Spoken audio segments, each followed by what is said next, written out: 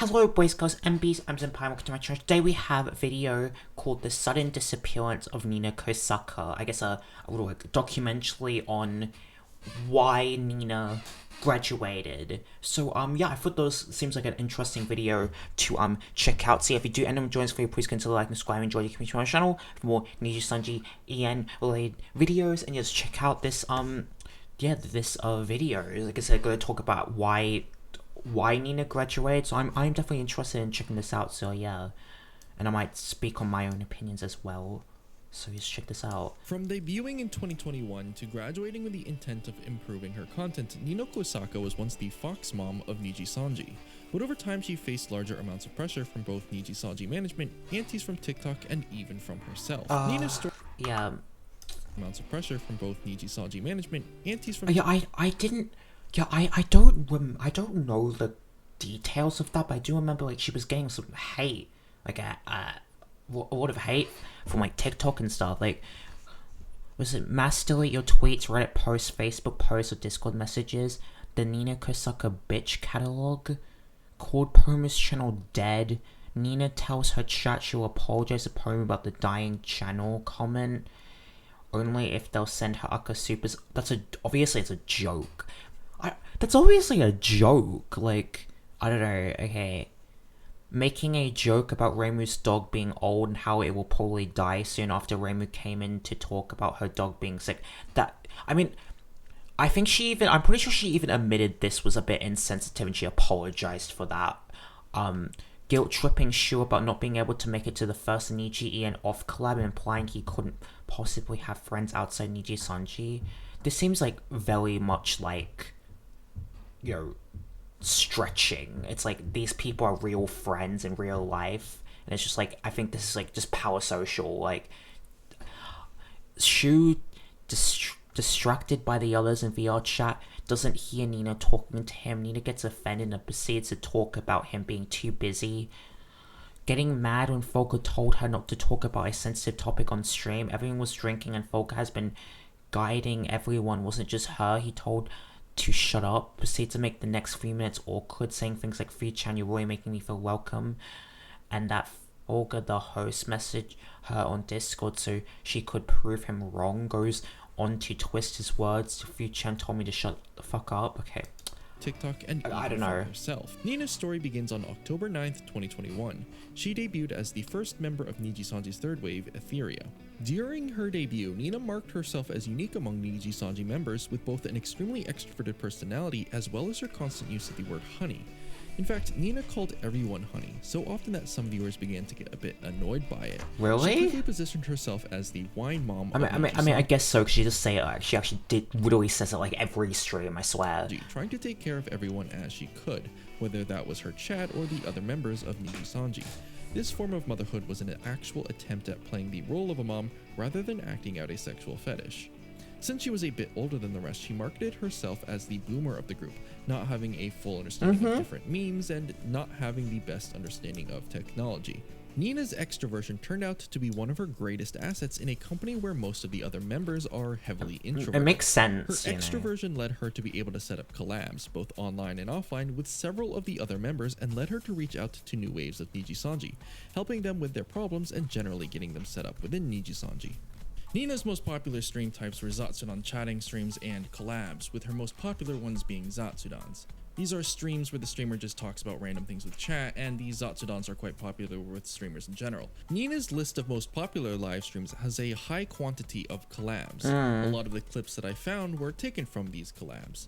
However, Nina's extroversion quickly led to some problems when talking about some of her earliest problems as a Nijisanji member. Nina mentioned that she had initially felt left out by the 3 other members of Ethyria, especially in the pre-debut and just after debut phases. I think I can talk about it now that it's like almost a year.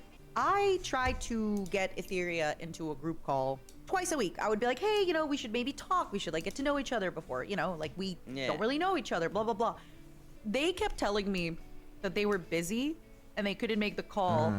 And then maybe it's like, sometimes like when you have like a very like extroverted person who's like, okay, yeah, it's like getting cool, let's chat. It can feel kind of intimidating. I feel like to people who are more like introverted, like somebody can come, because sometimes maybe it can come off as a bit overbearing, if that makes sense.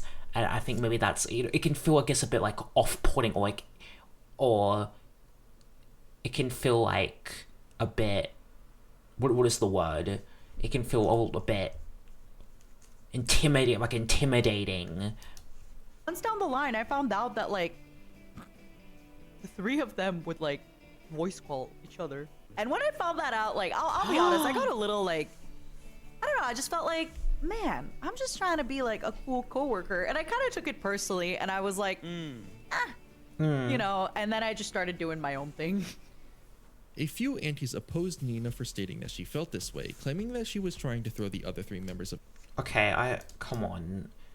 What is it? The way you're phrasing it made it seem like your genmates purposely alienated you and really weren't busy with their own thing when you were the one who didn't really collab with them when Ethyria first started, and when you guys did collab, you were yawning like you were bored, saying you wanted sons. Even when Millie and Anna invited you on a drinking stream, you said no and lied that they didn't invite you. You were the one only collabing with the boys and enjoying the clout they gave you, while the others were building each other up, supporting each other. Okay, I think this is kind of a stretch. Okay, so we're enjoying the clout they gave you.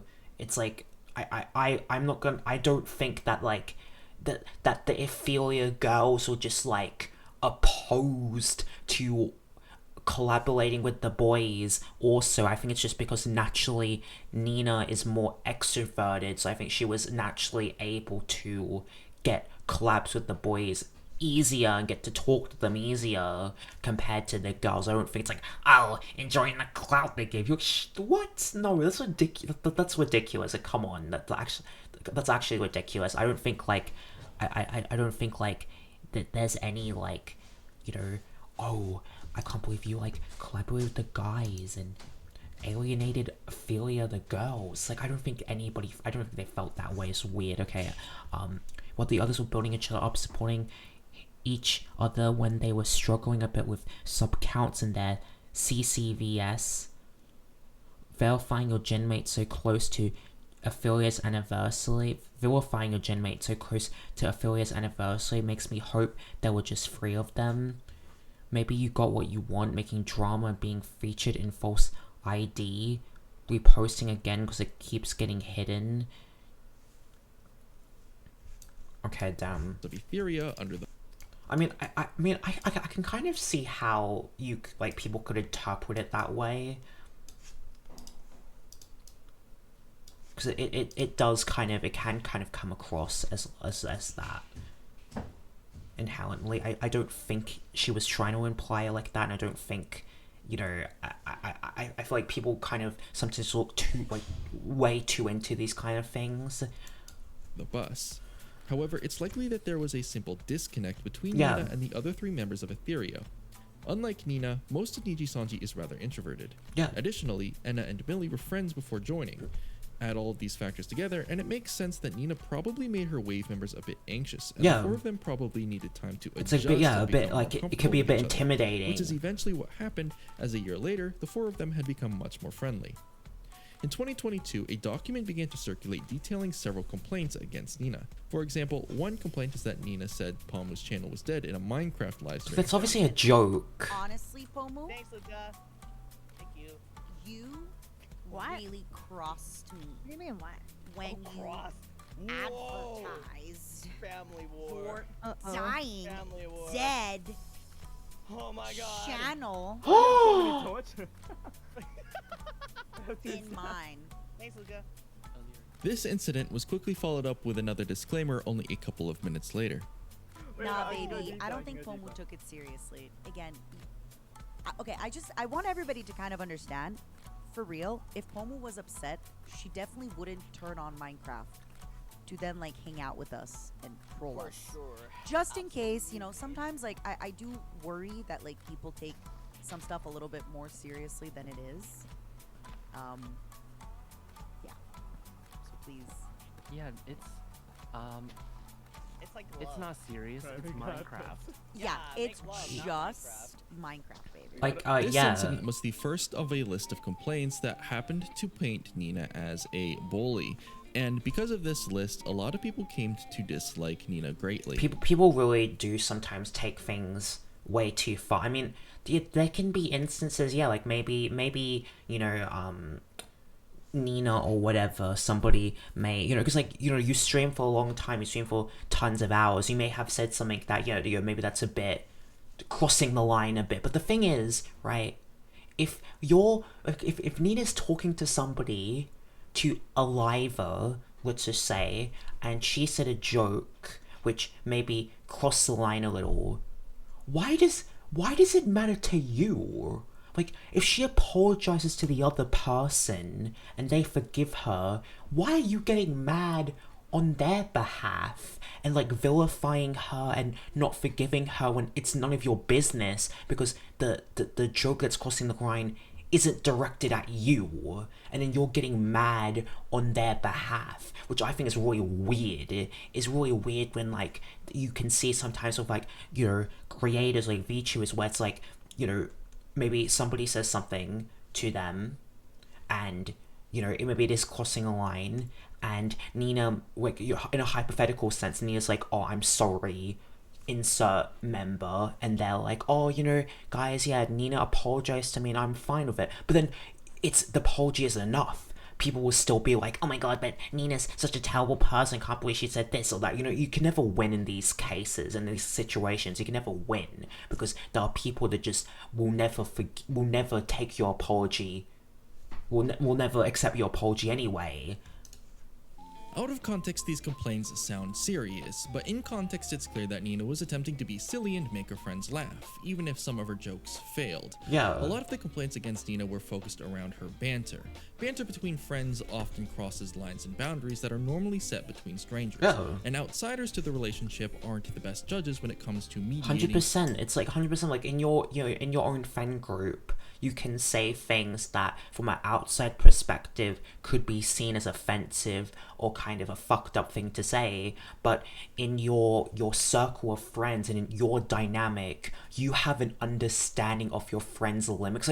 Like the thing is like the thing with like Pomu and Nina, you like Nina and Pomu know each other. They understand each other's boundaries and limits way more than you fucking know, than you know as a, you know, as a Pomodachi, you know, like as a fan of a fucking VTuber who doesn't know them personally. Of course you don't know their own personal boundaries as much as Nina does. Like, if Nina truly crossed a line and crossed a boundary, I'm sure that she would be remorseful and apologize to Pomu, or like 100%. Like, it's so weird that people can, like, you know, analyze, like, you know, act like they know things more than they truly know. It's like, it's just like, this is based off just like normal friendship dynamics. Like, people, if you're friends with somebody, you know that person personally, you know and understand that person's boundaries. You can kind of see that working, because Nina and Pomu have this kind of banter, but Nina only really acted that way towards Pomu because they're close. Like, Nina acted kind of differently with different people because she understood, you know, she kind of had an understanding of the dynamics between the two of them and their own limits. Like, some things that Nina would do with other members, she wouldn't do with others. Like, you know, with Pomu, the banter with Pomu was probably more extreme than her banter with others because Pomu and Nina were really close friends. And that's how, like, friendships are. Like, close relationships. Eventually, Nina found that there wasn't any point in trying to mediate with the haters and develop her own ideas and identity.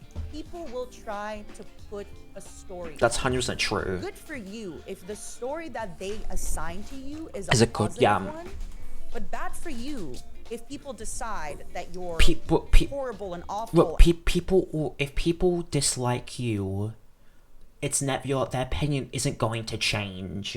Their outlook on you is not going to change. Like, the thing is, it's just like, people already dislike Nina. Like, you know, the people who send Nina hate or like are hating on her already hate her, and basically no matter what she does, it's not going to change the fact that they hated her. It's really not. So it's like that's the sad reality, is that no matter what she does, it's basically never going to be good enough for these kinds of people. And anytime you breathe, it's to be mean or be rude or be this. And She's right, 100%. That you have enough self-awareness in your character, enough kind of understanding of who you are as a person to be like, well, wait a second. Am I those things? Eventually, Nina managed to hit some major milestones. She released 2 songs in November 2022, one being a remix of Ethyria's God Sees All, and the second being You May Know Dead End. For sub counts, she managed to hit 100,000 just a month after her initial debut in 2020. That's pretty good, yeah. On October 30th, Nina's Twitter account reached 50,000 followers. On 13th September, Nina reached 500,000 subscribers. On 6th of October, Affiliates goods went up this year, okay. 21, and so was it 2022? Oh, okay. 500,000 a year later in September 2022. Oh, okay. However, Nina faced other problems with her time streaming, specifically with imposter syndrome and burnout. In October, when Ethyria did their first year anniversary, Nina mentioned that she burned herself out by streaming for far too much. She also mentioned that she felt like she had taken a spot that someone else deserved. No, I'm scared. Nina. Goodness, somebody else could have gotten this opportunity, but I got it instead of them. So I want to make sure that I am doing my best. What is that called? Imposter syndrome? Yeah, that's imposter syndrome. Is a hard mental state to break. Someone with imposter syndrome feels as though they haven't earned their success, and it can be related to a fear of failure, self-doubt, and any other number of negative feelings towards the self. Having imposter syndrome isn't entirely rational, as often the person involved is actually very successful, but is unable to internalize that success for whatever reason. On June 26, 2023, Nijisanji announced that Nina was planning to graduate from Nijisanji on July 8th. Nina also released her own letter on her personal Twitter account stating that she wished to graduate from Nijisanji to grow in her own way without the pressure of streaming every day in a way that she felt did not match her own dreams and aspirations. In the wake of Nina's graduation announcement, many of the other Nijisanji members spoke on what kinds of things Nina did behind the scenes. Prior to Luxiem, Nijisanji EN was nothing but girls, so it's a little bit intimidating, like when Okay, I'm sorry, but I just have to say, Ike is so hot in this sweater. Like, boys just show up at your door, and you don't really know like what kind of people we are. But Nina Senpai was just so accommodating. She was very quick to like greet us, to talk to us, to hype us up, to show us the ropes. And the few times where I've been blessed to meet her in person, she's always been so much fun to hang around. She's so bubbly, a ray of sunshine, full of energy, and just wants everybody to have a good time, and will go out of her way to make sure that nobody feels like left behind. If somebody feels uncomfortable, or she'll just check in with everybody. Of course, I'm not going to touch much on Nina apart from that. A very amazing person, very amazing friend, very amazing person to everyone in EN. Helped out a lot. no, and then with a lot of Mister's people dying behind the too. scenes. Mister's gonna die. More than most people realize, because the thing is with Nina, she doesn't really like taking any credit for stuff. So, yeah. I'm sorry for interrupting you. I love it's just the hilarity of it all. You know, it's absurd. It's okay. I was gonna say, like, you know, how do I put this? You were like maybe the only person that's like been so inclusive, and like you always find the time to like talk to, well, anybody for that matter. Yeah, I really appreciate that, and it sucks to see that go. From what they say, Nina was the one who prioritized welcoming new members into Nijisanji.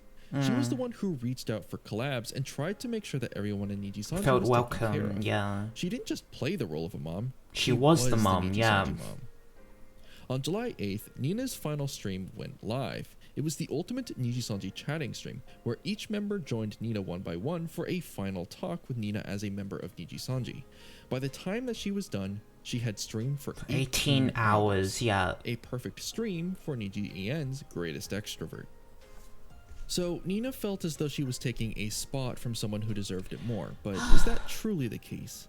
On June 25th, the day before Nina's graduation announcement, Nina had a solid 564,000 subscribers, which made her the second most subbed member in Ethyria and 12th overall in Nijisanji EN.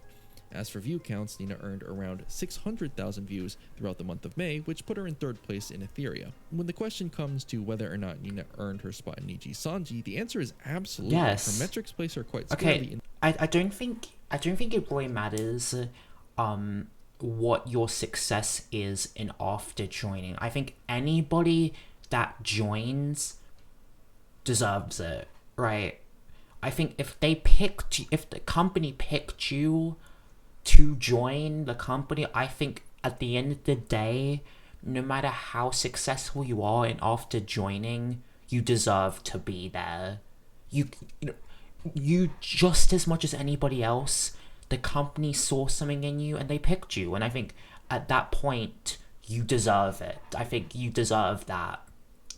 They believed in you, they saw something in you, and you got and you got picked, and I think at that point I think you are deserving. I don't even think that that the numbers or the success after in joining necessarily should matter and should be a determinator in if you deserve to be there. I think it's more of the fact that you showed your skills and you showed the best version of yourself, and Nijisanji saw the management saw something in that, and I think at the end of the day you deserve to be there just as much as anybody else. In the top 50% of Nijisanji EN.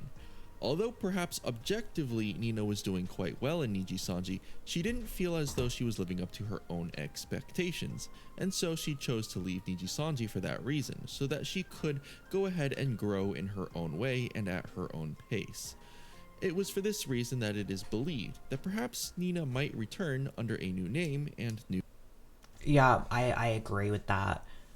Was a gap forming between what my fellow livers were delivering, what I wanted to deliver, and what you all deserved. I wasn't able to perform up to the expectations I had set for myself, and so I came to the conclusion.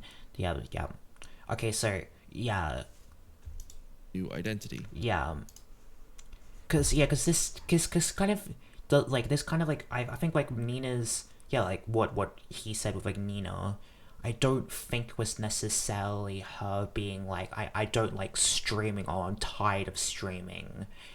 Because I think Nina still enjoyed Satsudan's, she enjoyed talking, she enjoyed gaming, but it's just like, I think being a part of this, being inside of this company, being inside this ecosystem, and having these expectations set for herself that she can't reach, affected her mentally. And I think her leaving the company would take a lot of weight off of her shoulders, to the point where I feel like she could debut as an indie and she could be better. I think she could feel better. So I do feel like Nina could come back. I think that she could take a break for a while and come back as an indie and be a lot more mentally in a healthier place. But yeah, I thought it was a good video though. Yeah, so I hope that you guys did enjoy this video. Please consider liking, subscribing, and joining the community on the channel, and I'll see you guys in the next one. Bye bye.